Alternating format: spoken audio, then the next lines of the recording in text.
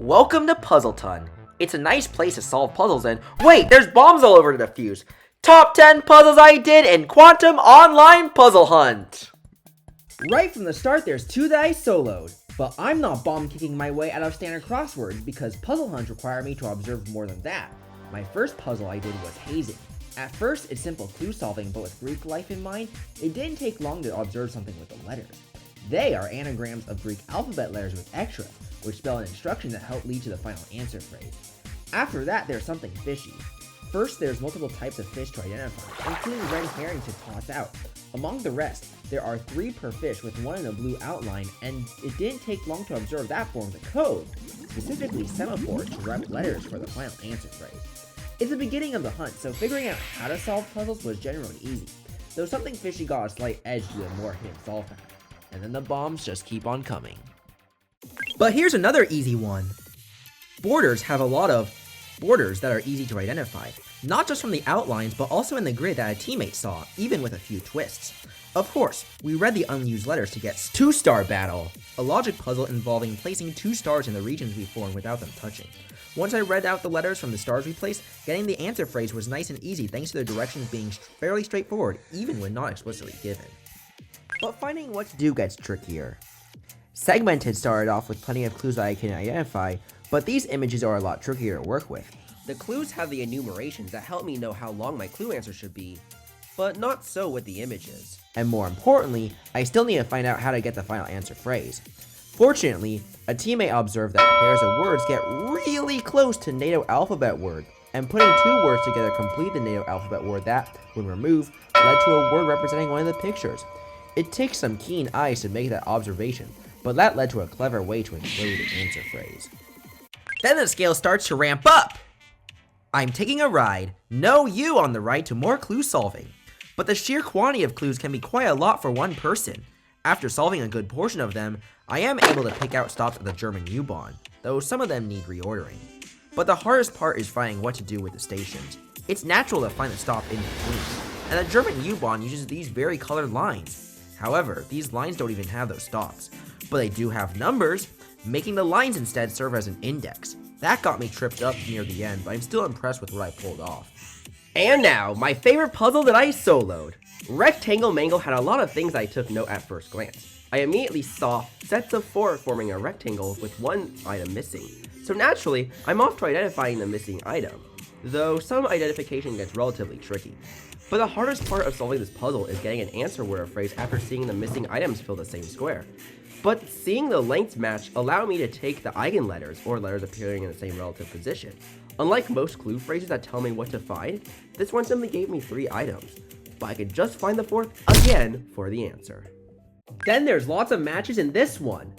We got more clues and a word search filled with special names, but rather than clue answers, I found a bunch of names, albeit with 1 character changed to an X. But as with many word searches, there's reading the unused spaces, and this one turned out as Ultimate Showdown. Specifically the Ultimate Showdown of Ultimate Destiny, the precursor to all sorts of versus battles and battle royales. All these characters appear in the showdown, and the clue answers have some association to each character, though I still had to do some sorting and process of elimination to ensure each clue answer matches up, and the X's don't use the substituted letters but rather serve as indices for clue answers to a final clue phrase that blend things quite well. Now I really need to try out lots of things! So much there's even an Acme guide and a puzzle inspired by that. First we do A1Z26, but we're not necessarily doing 2 numbers at a time, requiring us to consider which letters make sense. This then serves as a decoding instruction for not only the next square of numbers, but also for a letter. And there could be quite the variety in the encoding scheme. Since we're looking at numbers rather than symbols, part of the challenge is seeing how these codes are implemented. Many of them also have the challenge of determining how many numbers to use at a time, with one interesting example involving converting those numbers to binary and then applying Morse code. Oh, and as an added bonus, there's even a create your own for us to play around after the hunt. Turning towards a gigantic crossword now. My runner-up is right around the roundabout with a swerve. I've done a lot of clue solving, but these ones are cryptics where the wordplay rides along with a definition. Some of them, like 64 down, can get quite clever, but finding the parse allows me to confirm answers for over 80 cryptics. Filling in the grid allows me to get answers for the other answers, until I started having trouble fitting some of them in. I later found out that some of these entries do a swerve right in the middle, not always going across or down. finding the gimmick in the midst of one of the biggest crosswords I've ever done was quite a highlight over the entire hunt. And finally, this easily stood out. I've seen many puzzle hunt puzzles that introduce cool ideas, but this one had the honor of becoming one of my recurring interests: objectionable ranking. For starters, there are quite the number of logic puzzles to take on. Many of them involve fusion-hawing two genres together. For example, crossing bridges combine Masu with Hashiwokakero. While this one felt approachable by taking each of them in isolation, others require a lot more thinking. Battleships and pitfalls also require me to consider how battleships fit in such that the phenomenal mode rule still worked, and Take the Light had Kakuro alongside Akari and Tense. Even the puzzles that don't combine two genres still have their fair share of gimmicks and challenges. Sweet Nonogram is not only one of the largest nonogram puzzles I have done, but also one where the numbers are replaced by confectionery brands, requiring me to consider what numbers can go with what. Are You Taller Than a Skyscraper not only has 16 smaller puzzles, but one massive one that involved putting the smaller ones in one grid, serving as a unique take on a skyscraper. Eventually, I was able to get items for sub-puzzle answers, but still needed to do something with them. But then one teammate found how much of those items, or should I say objects, had some battles.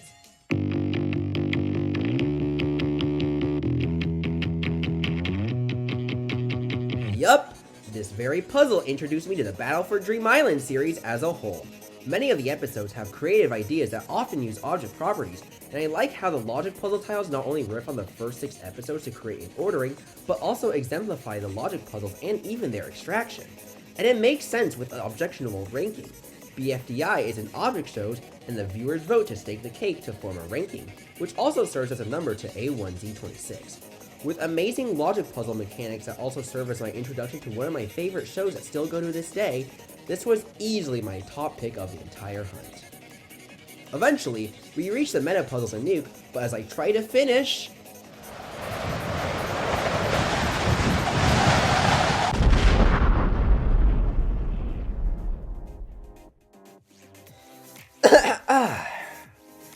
Even though I had teammates, we still need time to do puzzles.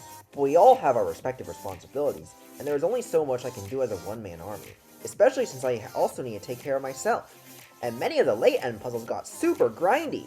This hunt has plenty of rough edges, but one of the best things that came from this hunt was how every puzzle solutions has a lot of effort put to the step-by-step explanations and deductions, creating a learning experience I hope to see in future hunts. Special thanks to these fellows, I had a blast, and for viewers like you, thank you!